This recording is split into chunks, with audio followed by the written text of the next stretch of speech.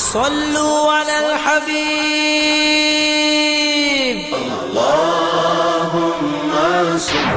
حضور صلی اللہ علیہ وسلم کو تو یقین تھا نا کہ میں اللہ کا نبی ہوں، میرا سٹیٹس کیا ہے۔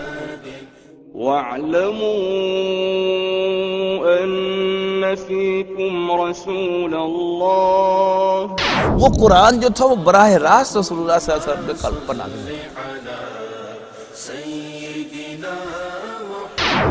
کہ رسول اللہ صلی اللہ علیہ وسلم بچپن ہی سے اللہ کو خالق مانتے تھے اور عبادت کے لائق مانتے تھے اور اس کی عبادت میں کسی اور کو شریک نہیں کرتے۔ الحمدللہ رب العالمین والصلاة والسلام علی رسولہ الکریم، اما بعد، فاعوذ باللہ من الشیطان الرجیم، بسم اللہ الرحمن الرحیم، هو الذی ارسل رسولہ بالہدی ودین الحق لیظہرہ علی الدین کلہ وکفی باللہ شہیدا، فصلی اللہ علیہ وسلم تسلیما کثیرا کثیرا۔ اما بعد، فاعوذ باللہ من الشیطان الرجیم۔ نبی اکرم صلی اللہ علیہ وسلم کی سیرت مطہرہ کا بیان ان نشستوں میں ہوا، اس سے ہماری ان نشستوں میں چاشنی بھی پیدا ہوئی اور برکت بھی یقیناً اس کے اندر پیدا ہوئی۔ لیکن آج ہم انشاءاللہ اس کے اختتام کو پہنچ رہے ہیں۔ نبی اکرم صلی اللہ علیہ وسلم کی رحلت کے آثار میں اولین رسول اللہ صلی اللہ علیہ وسلم کا حج کے موقع پر خطبہ بلکہ خطبات ہیں کہ جن میں آپ نے یہ اشارہ فرمایا کہ شاید اس کے بعد ہماری ملاقات اس مقام پر نہ ہو، اور پھر وقتاً فوقتاً آپ کے خطبات میں وہ رنگ ہوتا تھا، اس کا میں نے پچھلی دفعہ حوالہ دیا تھا کہ حضرت ارباز رضی اللہ تعالیٰ عنہ ارشاد فرماتے ہیں کہ نبی اکرم صلی اللہ علیہ وسلم نے ایک مرتبہ بڑا بلیغ واعظ فرمایا جس سے دل دہل گئے اور آنکھیں ڈبا گئیں۔ صحابہ نے عرض کی، اللہ کے رسول، ایسا معلوم ہوتا ہے کانہا موعظۃ مودعۃ، ایسا معلوم ہوتا ہے کہ الوداعی واعظ ہے آپ کا، تو آپ ہمیں کچھ نصیحت فرمائیں۔ تو صحابہ کرام چونکہ حضور صلی اللہ علیہ وسلم سے محبت بھی تھی، عقیدت بھی تھی، ان پر یہ چیزیں جو ہیں وہ فوراً ان کے نوٹس میں آتی تھیں کہ سم تھنگ از اسپیشل، تو حضور صلی اللہ علیہ وسلم سے وہ دریافت کرتے تھے، اور حضور صلی اللہ علیہ وسلم نے اس کا انکار نہیں فرمایا، بلکہ آپ نے پھر وقتاً فوقتاً نصیحتیں فرمائیں۔ لیکن سن 10 ہجری کے رمضان میں نبی اکرم صلی اللہ علیہ وسلم نے 20 دن اعتکاف فرمایا۔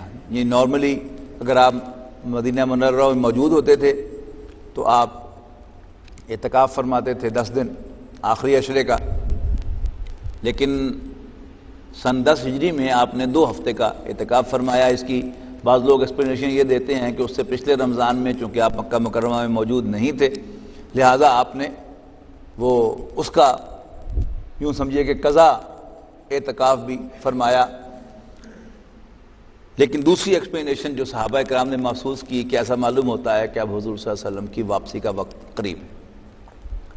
مزید برآں ہر رمضان میں حضرت جبرائیل علیہ السلام تشریف لاتے تھے اور رسول اللہ صلی اللہ علیہ وسلم کے ساتھ نازل شدہ قرآن مجید کا دور کرتے تھے۔ یہ دور سمجھتے نا کہ رمضان میں ہمارے حفاظ جو ہیں یہ دور کرتے ہیں، ایک دوسرے کو سناتے ہیں، اسے کہتے ہیں دور کرنا۔ لیکن اس آخری رمضان میں رمضان سن 10 ہجری میں یہ دور 2 مرتبہ حضرت جبرائیل علیہ السلام نے فرمایا۔ یہ بھی ایک اشارہ تھا کہ حضور صلی اللہ علیہ وسلم کی اب رحلت کا وقت آ گیا ہے۔ اوائل سن 11 ہجری میں آپ دامن احد میں تشریف لے گئے۔ آپ کو معلوم ہے کہ احد کی جنگ میں 70 صحابہ شہید ہوئے تھے۔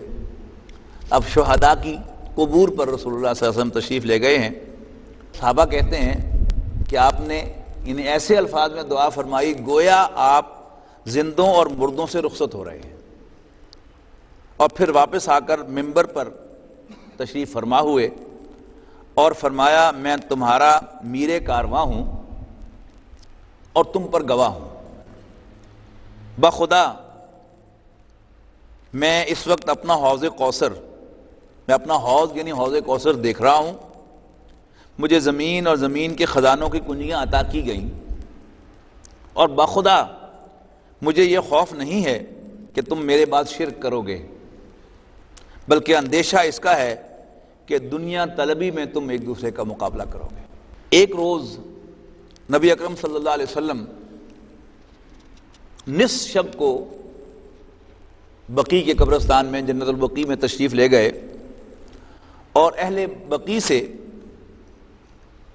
بقیع کے لیے مغفرت کی دعا فرمائی اور فرمایا اے قبر والو تم پر سلام، لوگ جس حال میں ہیں اس کے مقابل تمہیں وہ حال مبارک ہو جس میں تم ہو، فتنے تاریک رات کے ٹکڑوں کی طرح ایک کے پیچھے ایک چلے آ رہے ہیں اور بعد والا پہلے والے سے زیادہ برا ہے۔ اس کے بعد یہ کہہ کر اہل قبور کو بشارت دی کہ ہم بھی تم سے آ ملنے والے ہیں۔ بڑے زیادہ کلیئر الفاظ میں نبی اکرم صلی اللہ علیہ وسلم نے گویا اس بات کا اظہار کر دیا، یعنی اونچی آواز میں یہ الفاظ کہہ دیے تو جس سے صحابہ کرام کو زیادہ کلیئر یہ انڈیکیشن مل گئی کہ اب رسول اللہ صلی اللہ علیہ وسلم انہیں داغ مفارقت دینے والے ہیں۔ مرض کا آغاز جو ہے یعنی مرض وفات کا آغاز یہ سفر کی 29 تاریخ کو ہوا، یعنی ذہن میں لائیے گا کہ ترتیب کیا ہے، محرم، سفر، اس کے بعد ربیع الاول آتا ہے، تو 12 ربیع الاول کو رسول اللہ صلی اللہ علیہ وسلم کا وصال ہوا ہے، لیکن آپ کا وہ جو آخری مرض ہے جسے مرض وفات کہتے ہیں، یعنی جس مرض میں آپ کا انتقال ہوا، وہ 29 سفر سن 11 ہجری کو شروع ہوا۔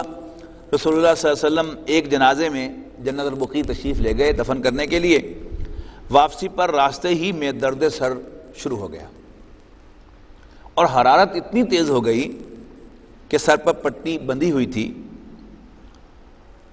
اور اس کے اوپر سے بھی ٹیمپریچر کا اندازہ ہو رہا تھا کہ آپ کے جسم کی حرارت بہت زیادہ ہے، اور یہی نبی اکرم صلی اللہ علیہ وسلم کے مرض وفات کا آغاز تھا۔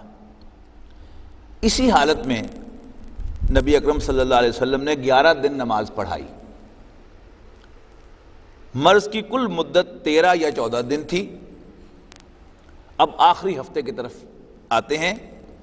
رسول اللہ صلی اللہ علیہ وسلم کی طبیعت دن بدن بوجھل ہوتی چلی جا رہی تھی۔ اس دوران آپ ازواج مطہرات سے پوچھتے رہتے تھے کہ کل کہاں رہوں گا، اس لیے کہ ٹرن بائی ٹرن آپ قیام فرماتے تھے اپنی ایک ایک زوجہ محترمہ کے ہاں، کل کہاں رہوں گا، پھر پوچھتے تھے کل کہاں رہوں گا۔ تو ازواج مطہرات نے محسوس کیا کہ اب حضور صلی اللہ علیہ وسلم کی خواہش ہے کہ وہ ایک ہی جگہ پر قیام فرمائیں، تو انہوں نے بخوشی اجازت دی کہ آپ ہم اپنا حق سرنڈر کرتی ہیں۔ لہذا نبی اکرم صلی اللہ علیہ وسلم نے حضرت عائشہ کے حجرے کا انتخاب فرمایا اور آپ نے آخری ایام اسی حجرے میں قیام فرمایا۔ منتقل ہوتے ہوئے یعنی اب رسول اللہ صلی اللہ علیہ وسلم کی طبیعت جو تھی وہ موومنٹ کے قابل نہیں تھی، یہ نوٹ کرنے کی بات ہے کہ حضرت فضل بن عباس اور حضرت علی ابن طالب رضی اللہ تعالیٰ عنہما کا سہارا لے کر آپ حضرت عائشہ کے مکان میں تشریف لائے اور اپنی حیات دنیاوی کا آخری ہفتہ آپ نے وہیں قیام فرمایا۔ حضرت عائشہ رضی اللہ عنہا معوذات اور رسول اللہ صلی اللہ علیہ وسلم سے حفظ کی دعائیں پڑھ کر آپ پر دم کرتی رہتی تھی، یعنی معوذتین یعنی اللہ تعالیٰ کی پناہ میں دینے کے لیے، اور برکت کی امید میں آپ کا ہاتھ آپ کے جسم مبارک پر اپنا ہاتھ آپ کے جسم مبارک پر پھیرتی رہتی تھی۔ وفات سے 5 دن پہلے بدھ کے روز نبی اکرم صلی اللہ علیہ وسلم کے جسم کی حرارت میں غیر معمولی اضافہ ہو گیا، جس کی وجہ سے نبی اکرم صلی اللہ علیہ وسلم کی تکلیف بھی بڑھ گئی اور غشی تک طاری ہو گئی، آپ نے جب ہوش آتی تو فرمایا کہ مجھ پر مختلف کنوؤں کے 7 مشکیزیں بہاؤ. تو حضور صلی اللہ علیہ وسلم کو ایک جار کے اندر بٹھا کر اوپر سے ڈھیروں پانی انڈیلا گیا، یہاں تک کہ نبی اکرم صلی اللہ علیہ وسلم نے فرمایا کہ بس کرو. اس وقت آپ نے کچھ تخفیف محسوس کی اور مشرق مغرب اور مسجد میں تشریف لے گئے. سر پر پٹی بندھی ہوئی تھی. آپ ممبر پر تشریف فرما ہوئے اور خطبہ ارشاد فرمایا. صحابہ کرام گرد جمع تھے. فرمایا یہود و نصارہ پر اللہ کی لعنت، اور کہ انہوں نے اپنے انبیاء کی قبروں کو مساجد بنایا، یعنی سجدہ گاہ بنایا، ان کو سجدہ کیا. ایک روایت میں ہے کہ آپ نے فرمایا یہود و نصارہ پر اللہ کی مار کہ انہوں نے اپنے انبیاء کی قبروں کو مسجد بنا لیا. آپ نے یہ بھی فرمایا تم لوگ میری قبر کو بت نہ بنانا اور اس کی پوجا نہ کی جائے. پھر اپنے آپ کو آپ نے قصاص کے لیے پیش کیا کہ میں نے کسی کی پیٹھ پر کوڑا مارا ہو تو وہ میری پیٹھ پر بھی کوڑا مار لے، حاضر ہے، مجھ سے بدلہ لے لے. اور کسی کی بے آبروئی کی ہو تو وہ بھی آج میری بے آبروئی کر لے. سبحان اللہ. یعنی بیونڈ امیجینیشن ہے یہ چیز کہ سید الاولین والآخرین وہ بھی اپنے آپ کو پیش کر دیں کہ جی میں کسی کا بوجھ اپنے سر پر لے کے جانا نہیں چاہتا. اور یہ اس کا براہ راست تعلق ہے ایمان بالآخرت کے ساتھ، کہ اگر کسی انسان کو یقین ہو کہ پیشی ہونی ہے اور میں لے کر کسی کا حق بھاگ نہیں سکتا، سونر اور letter I have to pay back. کسی پر زیادتی کی ہے تو مجھ سے وصول کی جائے گی آج یا کل. then he has the choice کہ طے کر لے کہ ابھی دے دوں یا قیامت کے دن دے دوں گا. تو ظاہر بات ہے کہ ادنا سے ادنا ایمان رکھنے والے کا بھی جو چوائس ہوگا وہ کیا ہوگا؟ پیغون اللہ. تو رسول اللہ صلی اللہ علیہ وسلم سے بڑھ کر کس کو یقین تھا کہ قیامت آنے والی ہے اور حساب کتاب ہونا ہے. لہذا رسول اللہ صلی اللہ علیہ وسلم نے اپنے آپ کو لوگوں کے سامنے پیش فرمایا. ایک شخص نے کہا کہ آپ کے ذمے میرے 3 درہم باقی ہیں. آپ نے فضل بن عباس سے فرمایا انہیں ادا کر دو. اس کے بعد انصار کے بارے میں آپ نے نصیحت فرمائی. میں تمہیں انصار کے بارے میں وصیت کرتا ہوں کیونکہ وہ میرے قلب و جگر ہے. انہوں نے اپنی ذمہ داری پوری کر دی. ان کی وہ ذمہ داری کیا تھی؟ وہ آووا و نصروا. یاد ہے نا سورہ انفال کی وہ آیات کہ ان الذین آمنوا وہاجروا وجاہدوا فی سبیل اللہ. بے شک وہ لوگ جو ایمان لائے، انہوں نے ہجرت کی اور جہاد کیا. والذین آووا و نصروا، اور انہیں پناہ دی اور ان کی مدد کی. تو انہوں نے اپنی ذمہ داری پوری کر دی مگر ان کے حقوق باقی رہ گئے ہیں. لہذا ان کے نیکوکاروں سے قبول کرنا اور ان کے خطا کاروں سے درگزر کرنا. اس کے بعد آپ نے فرمایا ایک بندے کو اللہ نے اختیار دیا. اب یہ اپنی وصال کا حضور صلی اللہ علیہ وسلم ذکر فرما رہے ہیں. ایک بندے کو اللہ نے اختیار دیا کہ وہ یا تو دنیا کی چمک دمک اور زیب و زینت میں سے جو کچھ چاہے اللہ اسے دے دے، یا اللہ کے پاس جو کچھ ہے اسے اختیار کرے. تو اس بندے نے اللہ کے پاس والی چیز کو آپٹ کیا، اختیار کیا. ابو سعید خدری رضی اللہ تعالیٰ عنہ کا بیان ہے کہ یہ بات سن کر ابو بکر رضی اللہ تعالیٰ عنہ رونے لگے. صحابہ حیران ہوئے کہ اس میں رونے کی کیا بات تھی، لیکن بعد میں انہیں اندازہ ہوا کہ اصل میں اس کا تعلق ہے وہ عشق کے ساتھ، کہ حضور صلی اللہ علیہ وسلم کے ساتھ حضرت ابوبکر کی جو محبت تھی ذاتی، اس کے اعتبار سے ان کو فوراً یہ محسوس ہو گیا کہ یہ کس کا ذکر کر رہے ہیں. یعنی عام صحابہ نے شاید سمجھا ہو کہ حضور صلی اللہ علیہ وسلم جیسے عام وعظ و نصیحت فرمایا کرتے تھے، مثالیں بھی دیتے تھے، ویسے ہی کوئی مثال ہے. لیکن حضرت ابوبکر رضی اللہ تعالیٰ عنہ بہت جلد فوراً پہنچ گئے کہ حضور صلی اللہ علیہ وسلم اپنے وصال کا اعلان فرما رہے ہیں. وفات سے 4 دن پہلے، یہ بڑا اہم واقعہ ہے جو عام طور پر آپ شیعوں کی زبان سے اس کو سنیں گے۔ وفات سے 4 دن پہلے جمعرات کو جب آپ سخت تکلیف سے دو چار تھے، فرمایا لاؤ میں تمہیں ایک تحریر لکھ دوں جس کے بعد تم لوگ کبھی گمراہ نہ ہوگے۔ اس وقت گھر میں کئی آدمی موجود تھے، اس لیے کہ حضور صلی اللہ علیہ وسلم تکلیف میں تھے، یعنی حضور صلی اللہ علیہ وسلم کی خدمت میں کئی لوگ اس وقت حاضر تھے، جن میں حضرت عمر رضی اللہ تعالیٰ عنہ بھی تھے۔ انہوں نے کہا کہ آپ پر تکلیف کا غلبہ ہے۔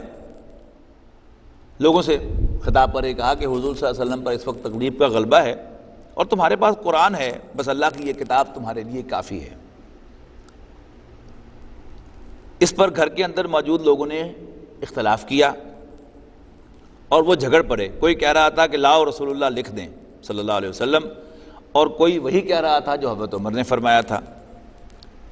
اس طرح جب لوگوں کے اندر شور و شغف کا غلبہ ہوا تو رسول اللہ صلی اللہ علیہ وسلم نے فرمایا میرے پاس سے اٹھ جاؤ۔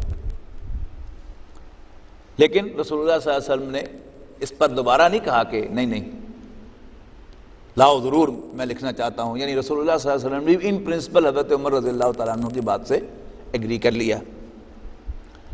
پھر اسی روز آپ نے 3 باتوں کی وصیت فرمائی۔ نمبر 1، اس بات کی وصیت کہ یہود و نصارہ اور مشرکین کو جزیرۃ العرب سے نکال دینا۔ نمبر 2، دوسرے اس بات کی وصیت کہ وفود کی اسی طرح نوازش کرنا جس طرح رسول اللہ صلی اللہ علیہ وسلم خود کیا کرتے تھے۔ البتہ تیسری بات راوی کو یاد نہیں رہی کہ آپ نے تیسری بات اس وقت کیا فرمائی تھی۔ رسول اللہ صلی اللہ علیہ وسلم مرض کی شدت کے باوجود اس دن تک، یعنی وفات اس دن تک جس کا ذکر ہو رہا ہے 4 دن پہلے، اس دن تک یعنی وفات سے 4 دن پہلے جمعہ رات تک تمام نمازیں خود ہی پڑھایا کرتے تھے۔ اس روز بھی مغرب کی نماز آپ نے خود پڑھائی اور اس میں سورۃ مرسلات کی تلاوت فرمائی، یعنی 29ویں پارے کی آخری سورت بر مرسلات غرفن۔ لیکن عشاء کے وقت مرض کا بوجھ بڑھ گیا، آپ میں مسجد کے اندر جانے کی طاقت نہ رہی۔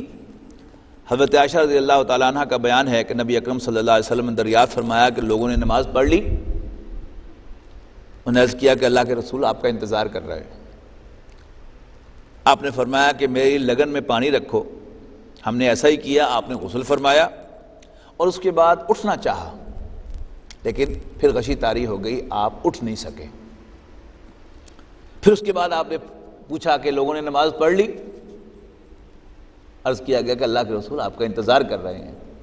آپ نے کہا کہ پھر پانی لاؤ، اس لیے کہ وہ غشی طاری ہو گئی تو اس سے امکان ہوتا ہے نا ناپاکی کا۔ تو حضور صلی اللہ علیہ وسلم پھر پانی منگوایا، پھر غسل فرمایا، پھر اٹھنے کی کوشش کی۔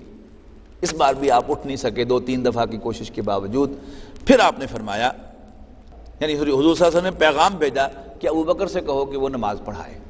انہوں نے عرض کی کہ اللہ کے رسول آپ نے ابوبکر کو، یعنی میرے والد گرامی کو نماز کا حکم دیا ہے، وہ بڑے رقیق القلب ہیں، نرم دل ہیں، وہ شاید یہ برداشت نہ کر سکیں آپ کی جگہ پر کھڑا ہونا۔ لیکن رسول اللہ صلی اللہ علیہ وسلم نے انکار فرمایا اور فرمایا تم سب یوسف والیاں ہو، ابوبکر کو حکم دو کہ وہ لوگوں کو نماز پڑھائیں۔ ہفتہ یا اتوار کو نبی اکرم صلی اللہ علیہ وسلم نے اپنی طبیعت میں قدر تخفیف محسوس کی، چنانچہ 2 آدمیوں کا سہارا لے کر آپ ظہر کی نماز کے لیے تشریف لائے۔ اس وقت حضرت ابوبکر رضی اللہ تعالیٰ عنہ نماز پڑھا رہے تھے۔ آپ کو دیکھ کر پیچھے ہٹنے لگے۔ آپ نے اشارہ فرمایا کہ وہ پیچھے نہ ہٹیں اور لانے والوں سے فرمایا کہ مجھے ان کے بازو میں بٹھا دو۔ چنانچہ آپ کو ابوبکر رضی اللہ تعالیٰ عنہ کے بائیں بٹھا دیا گیا۔ یعنی اصول کیا ہے کہ اگر ایک امام اور ایک مقتدی ہو تو امام جو ہے وہ لیفٹ پہ ہوتا ہے اور مقتدی اس کے دائیں پہ ہوتا ہے۔ یعنی حضور صلی اللہ علیہ وسلم کی موومنٹ کو حضرت ابوبکر صدیق فالو کر کے اونچی آواز میں پچھلوں کو ڈائریکٹ کرتے تھے۔ یعنی اصل امامت حضور صلی اللہ علیہ وسلم کی ہو گئی، لیکن حضرت ابوبکر کی حیثیت گویا مکبر کی ہو گئی کہ وہ اونچی آواز میں پھر اس کو آگے باقی صحابہ کی طرف کنوے کر دیتے تھے۔ ایک دن پہلے یعنی اتوار کے روز نبی اکرم صلی اللہ علیہ وسلم نے اپنے تمام غلاموں کو آزاد فرما دیا. آپ کی پوزیشن میں 7 دینار تھے، انہیں صدقہ کر دیا. اپنے ہتھیار مسلمانوں کو ہبہ فرما دیے. رات میں چراغ جلانے کے لیے حضرت عائشہ رضی اللہ تعالی عنہا نے تیل پڑوسن سے ادھار لیا. آپ کی ذرا ایک یہودی کے پاس 3 سا کے عوض رہن رکھی ہوئی تھی. حیات مبارکہ کا آخری دن حضرت انس رضی اللہ تعالیٰ عنہ کا بیان ہے کہ سوموار کے روز مسلمان فجر کی نماز میں مصروف تھے اور حضرت ابوبکر امامت فرما رہے تھے کہ اچانک رسول اللہ صلی اللہ علیہ وسلم نے حضرت عائشہ رضی اللہ تعالیٰ عنہ کے حجرے کا پردہ اٹھایا اور صحابہ کرام جو صفے باندھے نماز میں مصروف تھے نظر ڈالی، پھر تبسم فرمایا. اور ادھر حضرت ابوبکر کو محسوس ہوا کہ حضور صلی اللہ علیہ وسلم نے پردہ اٹھایا ہے تو وہ فوراً اپنی ایڑیوں کے بل پیچھے ہٹنے لگے، لیکن رسول اللہ صلی اللہ علیہ وسلم نے انہیں منع فرمایا اور حضرت ابوبکر ہی نے وہ نماز مکمل فرمائی. پھر آپ حجرے میں تشریف لے گئے اور پردہ گرا لیا. اس کے بعد کسی اور نماز کا وقت رسول اللہ صلی اللہ علیہ وسلم پر نہیں آیا، یعنی ظہر سے پہلے اس روایت کے مطابق ان کا انتقال ہوا. دن چڑھے چاشت کے وقت آپ نے اپنی صاحبزادی حضرت فاطمہ رضی اللہ تعالیٰ عنہ کا بلایا اور ان سے سرگوشی کی. یہ مشہور واقعہ ہے، وہ رو پڑی. پھر آپ نے دوبارہ سرگوشی فرمائی اور پھر اس پر وہ خوش ہو گئیں. وہ کیا تھا بعد میں جو اس کا پردہ اٹھا تو یہ تھا کہ حضور نے فرمایا کہ بس میں رخصت ہونے والا ہوں. وہ رو پڑیں تو آپ نے پھر بعد میں ارشاد فرمایا کہ تم جلد مجھ سے ملو گی. اس پر وہ خوش ہو گئیں اور ایسا ہی ہوا کہ حضور صلی اللہ علیہ وسلم کے وصال کے چند ماہ بعد ہی حضرت فاطمہ رضی اللہ تعالیٰ عنہ بھی اللہ کو پیاری ہو گئی. نبی اکرم صلی اللہ علیہ وسلم پر جو آخری کیفیت ہے اس کے بیان میں وہ یہ ہے کہ حضور صلی اللہ علیہ وسلم پر نزع کی کیفیت شروع ہو گئی. حضرت عائشہ رضی اللہ عنہا نے آپ کی اپنے اوپر ٹیک لگوا دی. ان کا بیان ہے کہ اللہ کی ایک نعمت مجھ پر یہ ہے کہ رسول اللہ صلی اللہ علیہ وسلم نے میرے گھر میں میری باری کے دن میرے سینے سے ٹیک لگا کر وفات پائی، رحلت فرمائی. اور آپ کی موت کے وقت اللہ نے میرا لعاب اور رسول اللہ صلی اللہ علیہ وسلم کا لعاب اکٹھا کر دیا. یعنی جب منہ خشک ہو رہا تھا تو حضور صلی اللہ علیہ وسلم نے فرمایا کہ میرے منہ کو تر کرو، تو حضرت عائشہ رضی اللہ تعالیٰ عنہ نے حضور صلی اللہ علیہ وسلم کے حکم کی تعمیل میں حضور صلی اللہ علیہ وسلم کے منہ کو تر کیا. اور اس کے بعد اللہم فی الرفیق الاعلیٰ کہتے ہوئے رسول اللہ صلی اللہ علیہ وسلم اس دنیا سے رخصت ہوئے. اور کہنے کو ایک اعتبار سے دیکھا جائے تو یہ انسانیت کا ایک بہت بڑا نقصان تھا. رسول اللہ صلی اللہ علیہ وسلم کی پیدائش انسانیت کے لیے رحمت تھی، لیکن حقیقت یہ ہے کہ نوع انسانی کو رسول اللہ صلی اللہ علیہ وسلم کی ضرورت تھی، ضرورت ہے اور ضرورت رہے گی. لیکن اللہ تعالیٰ کا اپنا فیصلہ ہے اور اللہ تعالیٰ حکیم بھی ہے اور خبیر بھی، علیم بھی، حکمت والا ہے، دانا ہے، ہر چیز کی خبر ہے، ہر چیز کا علم رکھنے والا ہے. اللہ تعالیٰ کی حکمت بہرحال یہی تھی کہ رسول اللہ صلی اللہ علیہ وسلم کو یعنی شمسی کیلنڈر کے اعتبار سے 61+ اور قمری کیلنڈر کے اعتبار سے 63 ایئرز پر اس دنیا سے واپس بلا لے. کیا کیا حکمتیں ہیں وی ہیو نو آئیڈیا، لیکن نبی اکرم صلی اللہ علیہ وسلم امت مسلمہ کو، امت کو وہ سب کچھ دے کر گئے تھے جس کی اس امت کو ضرورت تھی. اور آپ نے اپنے آخری خطبات میں بڑے واضح الفاظ میں یہ فرما دیا کہ جو شخص میرے بعد زندہ رہے گا وہ بہت سے اختلاف دیکھے گا، لہٰذا میں تمہیں 2 چیزیں چھوڑ کے جا رہا ہوں، تم اپنی داڑھوں کے ساتھ اس کو پکڑ لو. یعنی پچھلی داڑھیں جو ہیں انہیں نواجس کہتے ہیں، عضوا علیہا بالنواجس، کہ تم اپنی داڑھوں کے ساتھ اس کو مضبوطی سے پکڑ لینا، یعنی کبھی بھی انہیں چھوڑنا نہ، ان کی ہولڈ بڑی مضبوط رکھنا. ایک کتاب اللہ اور دوسرا اس میں 2 روایات ہیں. شیعہ جن روایات کو سامنے لاتے ہیں ان میں اطرتی کا ذکر ہے اور میرے گھر والے. اور اہل سنت جن روایات کو قوی سمجھتے ہیں ان میں سنتی ہے، سنتی و سنت الخلفاء الراشدین، یعنی تم اللہ کی کتاب اور میری سنت کو تھام کے رکھنا، اور دوسری روایات سے مزید اس کی تاکید ملتی ہے فعلیکم بسنتی و سنت الخلفاء الراشدین المہدیین، لہذا تم پر میری سنت اور میرے خلفاء راشدین کی سنت کا اتباع ضروری ہے، عضوا علیہا بالنواجذ، تم اپنی داڑھوں کے ساتھ اسے مضبوطی سے تھام کر رکھو۔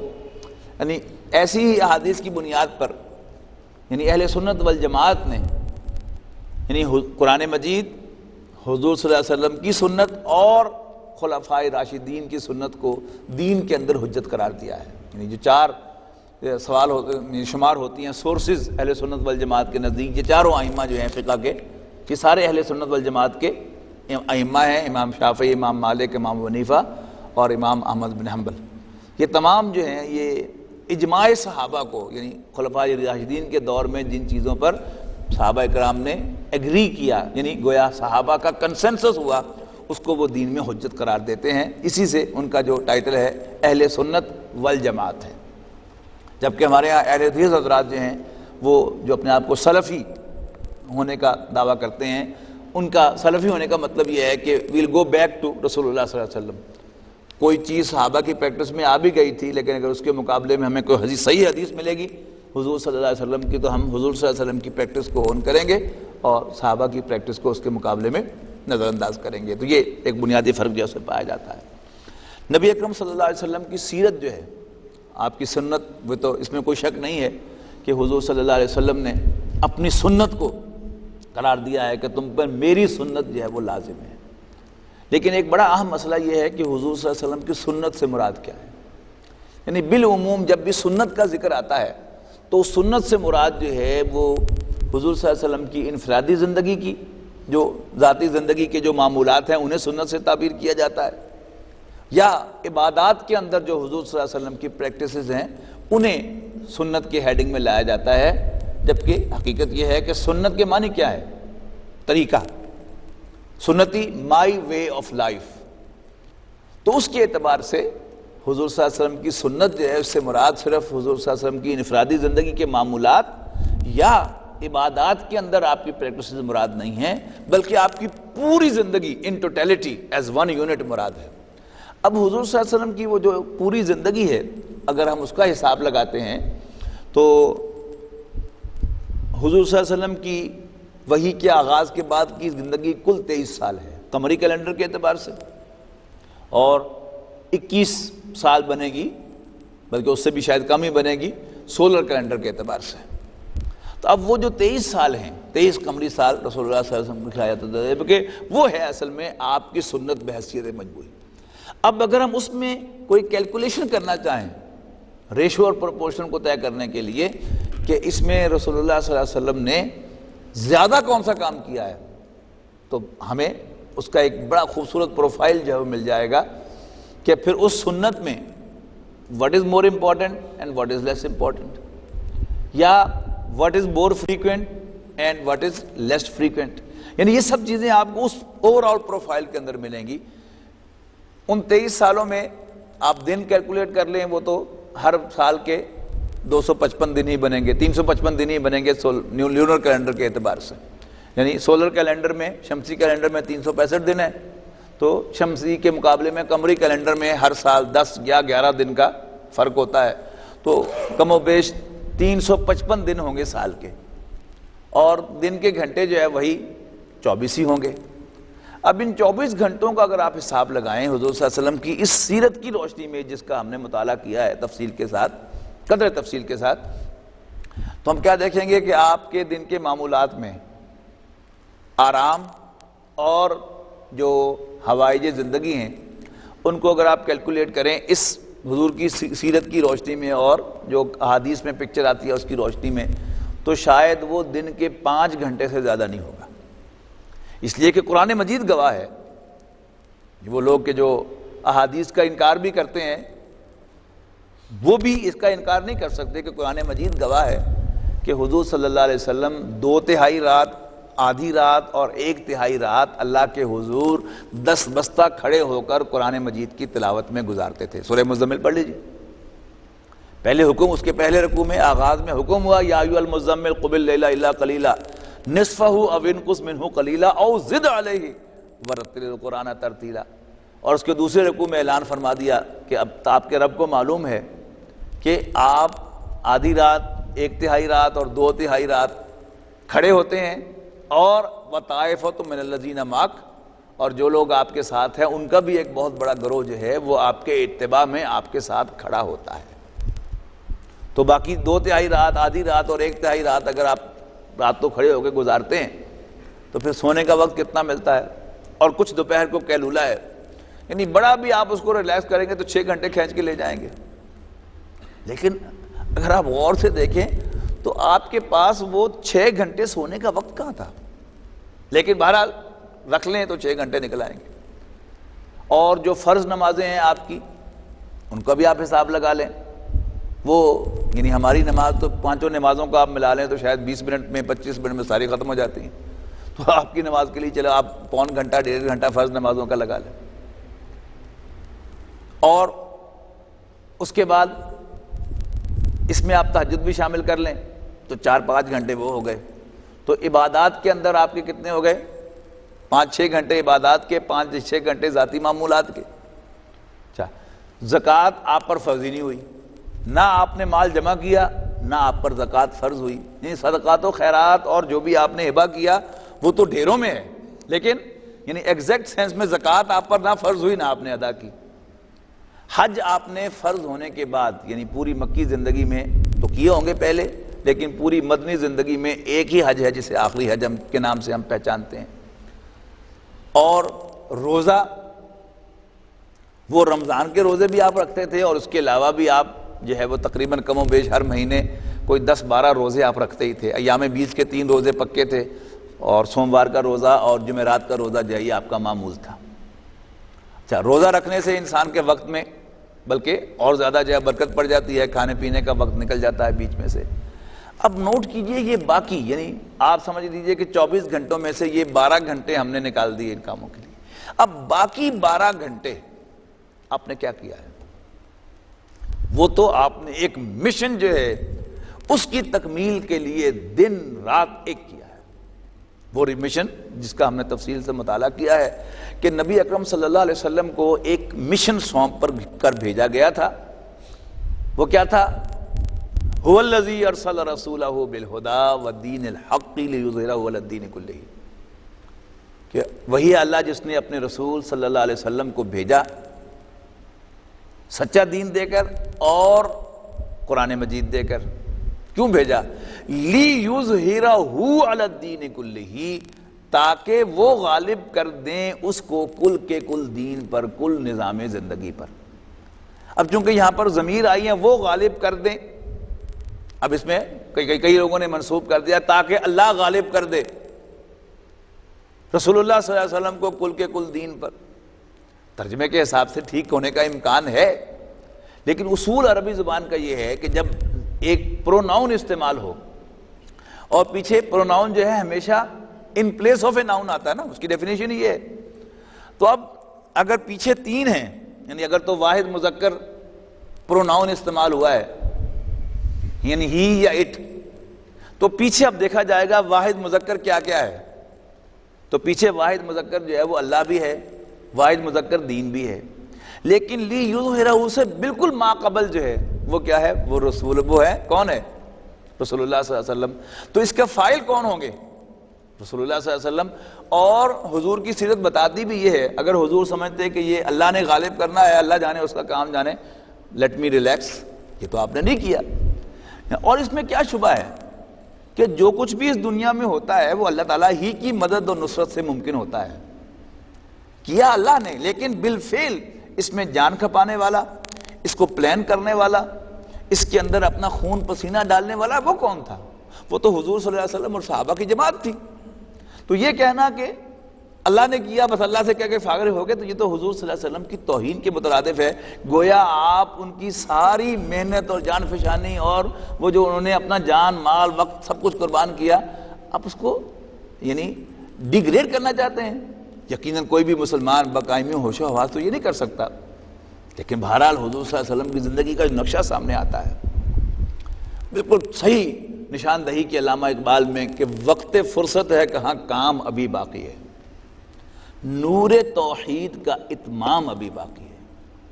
یعنی جب تک مکہ فتح ہونے کے بعد اور یہ جو آخری دن تک بھی نبی اکرم صلی اللہ علیہ وسلم نے بالکل یعنی آپ کے وصال سے بالکل قبل آپ نے آخری جیش روانہ کیا ہے سلطنت روما کے اوپر روب ڈالنے کے لیے، اور حضرت اسامہ ابن زید رضی اللہ تعالیٰ عنہ نے آپ نے اس جیش کا سپہ سالار مقرر کیا ہے.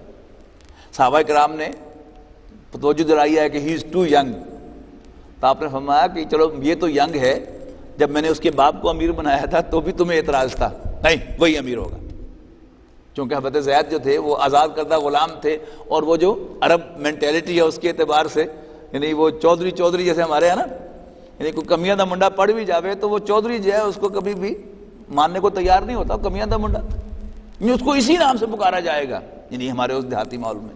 تو وہ اگرچہ حضرت زید کو حضور صلی اللہ علیہ وسلم نے آزاد کر دیا، لیکن وہ جو ذہن تھا وہ یہی تھا کہ نہیں کوئی اسٹیٹس والا بندہ ہونا چاہیے تھا. تو حضور صلی اللہ علیہ وسلم نے سختی سے کہا کہ نہیں وہی ہوگا. تو وہ جیش روانہ ہوا تھا، ابھی وہ پہلی منزل ہی پر پہنچا تھا کہ حضور صلی اللہ علیہ وسلم پر اچانک جو ہے یہ جب طبیعت خراب ہوئی اور صحابہ کرام کو اسی وقت یہ کھٹکا ہوا کہ کوئی مسئلہ گڑبڑ نہ ہو جائے، تو لہٰذا وہ لشکر جو تھا پھر وہیں رکا رہا حضور صلی اللہ علیہ وسلم کے وصال تک.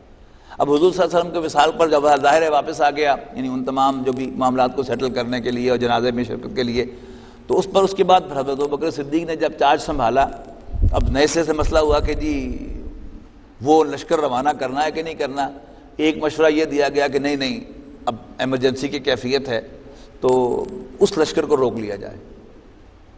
تو اس پر حضرت ابوبکر صدیق رضی اللہ تعالیٰ عنہ نے جو سخت موقف اختیار کیا ہے، انہوں نے کہا کہ یہ کیسے ہو سکتا ہے کہ اللہ کے رسول ایک لشکر جو ہے اس کو روانہ کریں اور ابوبکر اس کو روک لیں؟ نو وے.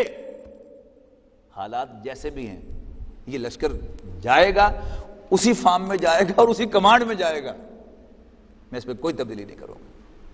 تو رسول اللہ صلی اللہ علیہ وسلم کی ساری سیرت کا اگر آپ دیکھیں کہ آپ نے ایک بہت بڑا مشن اکمپلش کیا.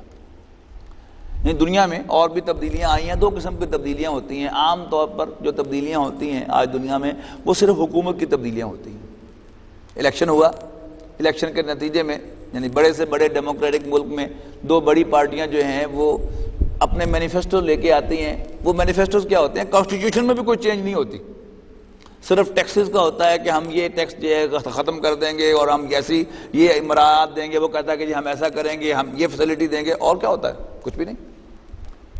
لیکن بہرحال دنیا میں کچھ انقلابات بھی آئے ہیں. فرینچ ریولوشن ہے، اس میں جو سیاسی ڈھانچہ تھا ملک کا وہ بدل گیا. بادشاہت ختم ہو گئی، باقاعدہ بادشاہ کو چھری کے ساتھ ذبح کیا انہوں نے لا کر چوک کے اندر، اور ڈیموکریسی جو ہے وہ آ گئی.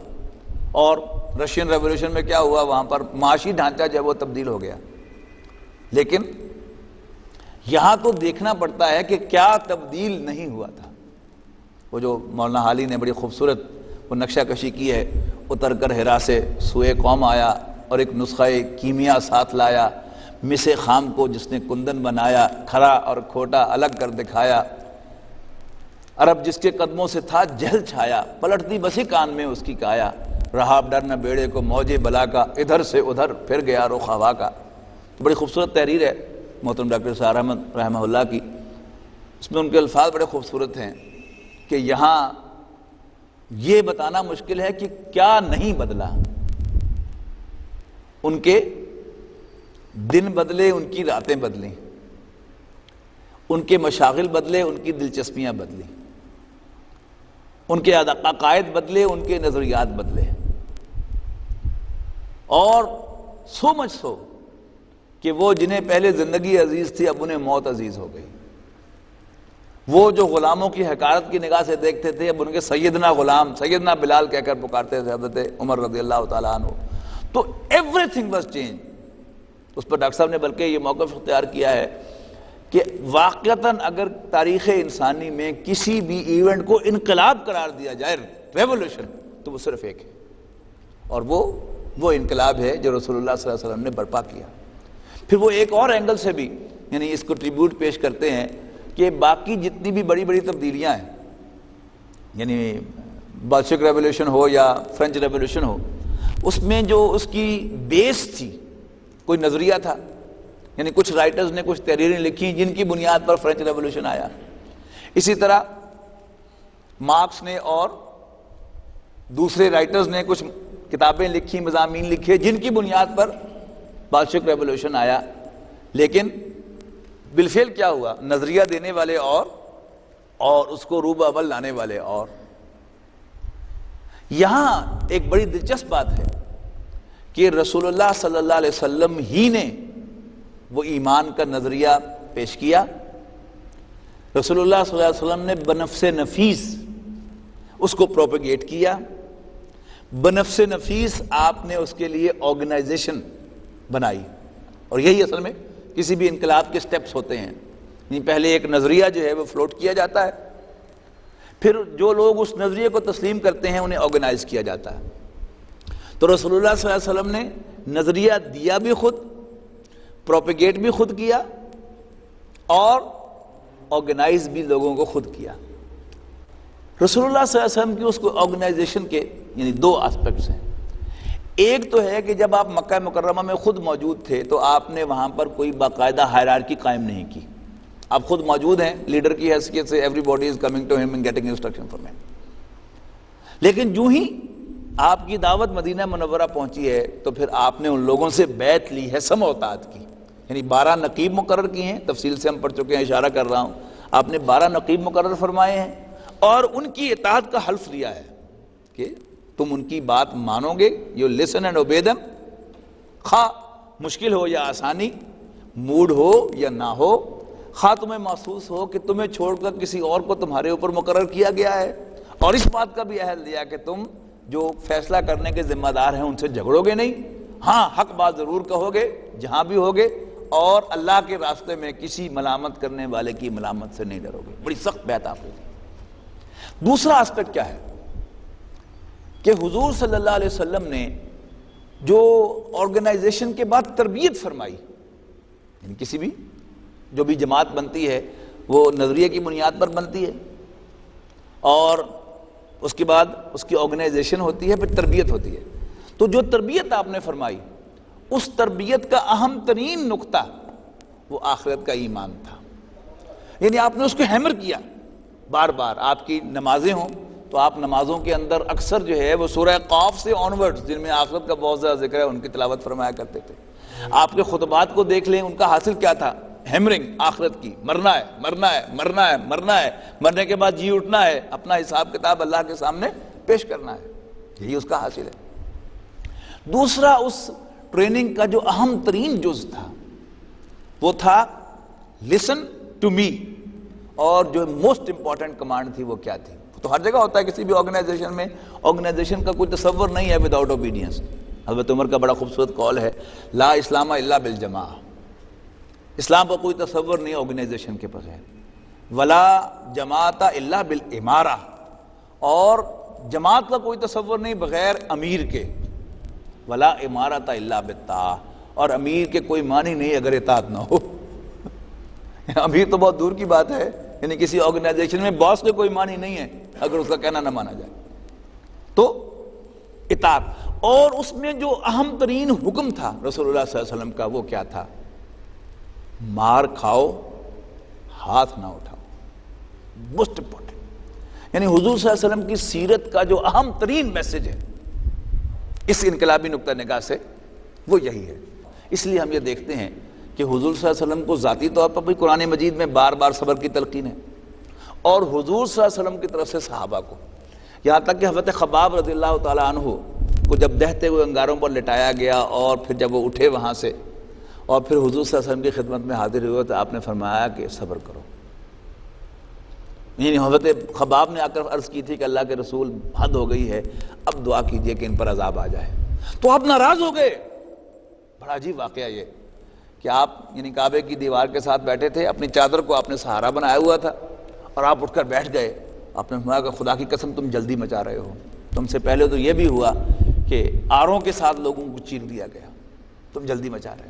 ایک وقت آئے گا کہ یہ سب حالات ٹھیک ہو جائیں گے. تو صبر کی تلقین. اور صحابہ کرام proved equal to that task کہ آپ کو کوئی اکا دکا واقعہ تو مل جائے گا. اور وہ واقعہ بھی جو بعض روایات کے اندر ہے کہ حضرت عبداللہ ابن مسعود نے ابو جہل کو تھپڑ مارا تھا تو حضور صلی اللہ علیہ وسلم نے سوشل بائیکاٹ کیا تھا ان کے ساتھ, یعنی مار کھاؤ ہاتھ نہ اٹھاؤ. اس سے آپ نے وہ سائلنٹ میجورٹی کے اندر وہ پیدا کیا اور اپنی آرگنائزیشن کو بچا لیا, اپنی پوری جماعت کو. اس لیے کہ جو جماعت سٹارٹ میں وائلنٹ ہو جاتی ہے پھر وہ کرش کر دی جاتی ہے. تو حضور صلی اللہ علیہ وسلم نے بڑی حکمت کے ساتھ اور دانائی کے ساتھ اللہ تعالیٰ کی انسٹرکشن کے مطابق اس کو بچا لیا. سیرت النبی کا جو ہمارا آبجیکٹو مطالعہ تھا وہ آج اللہ کے فضل و کرم سے مکمل ہو گیا ہے.